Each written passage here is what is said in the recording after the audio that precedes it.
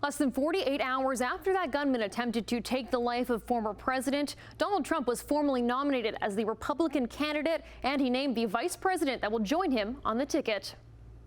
It is therefore my honor to nominate Ohio Senator JD Vance for the office of Vice President of the United States of America.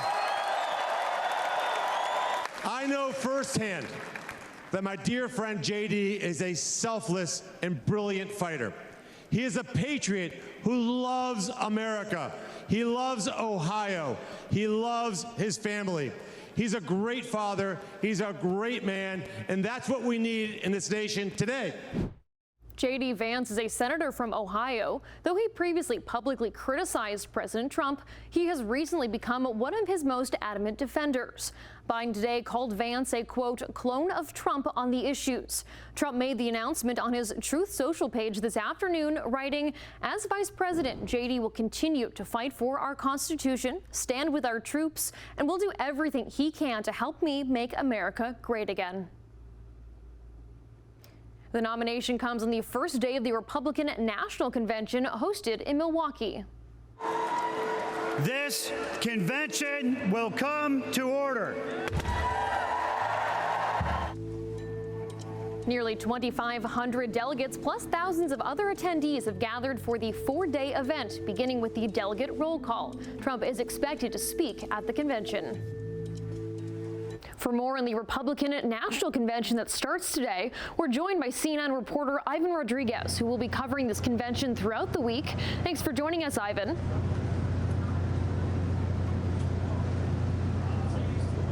Hey, Emily. Hi. So less than 48 hours ago, we saw the historic attempt to assassinate former President and Republican candidate Donald Trump. How is the party reacting to this event, and are we seeing any changes at the convention as a result?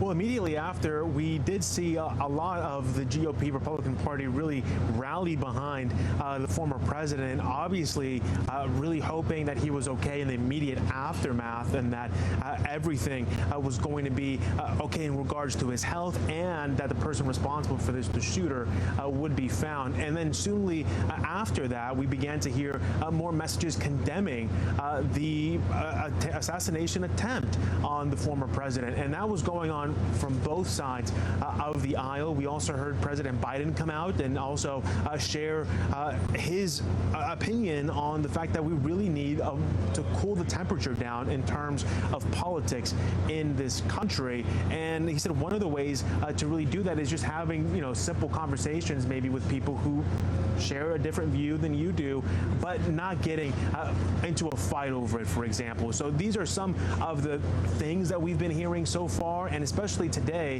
one of those themes from delegates here on the ground we've been speaking to is really a message of unity as well. At the convention itself, will there be increased security and things like that? So Sunday afternoon, we actually heard from the Secret Service during a press conference. Although they didn't touch specifically on the incident from Saturday, they did say that there are currently no credible threats to the RNC or anyone who is attending the RNC. And for that reason, we're not going to see any tightening of security. We are learning that there will be roughly around 1,700 U.S. service members. A majority of those are from the National Guard, as well as many small active duty components assisting with the RNC this week. There's really no shortage of law enforcement walking around, making sure that this area that we're currently in, right in front of the arena, is just completely secured and locked down as well. The mayor of Milwaukee also says that he still has confidence and faith in the Secret Service to really protect everyone attending the convention as well. Now, Trump has said he will still be speaking at the conference this week. What kind of messaging do you expect to hear from him? Well, I think one thing that we can use as guidance in terms of what we can expect is his latest interview that he did with the Washington Examiner, and he really pledged to change the tone in terms of what his speech was going to look like come Thursday. And he sort of said that he tore up the speech that he was planning to write, and now sort of shifting that focus. He said, quote, "This is a chance to bring the whole country, even the whole world together."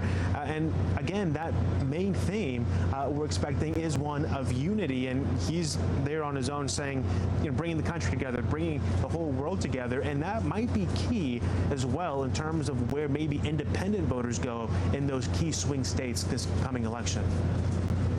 All right, that's Ivan Rodriguez, a CNN reporter covering the RNC. Thanks so much for joining us, Ivan. Thanks, Emily.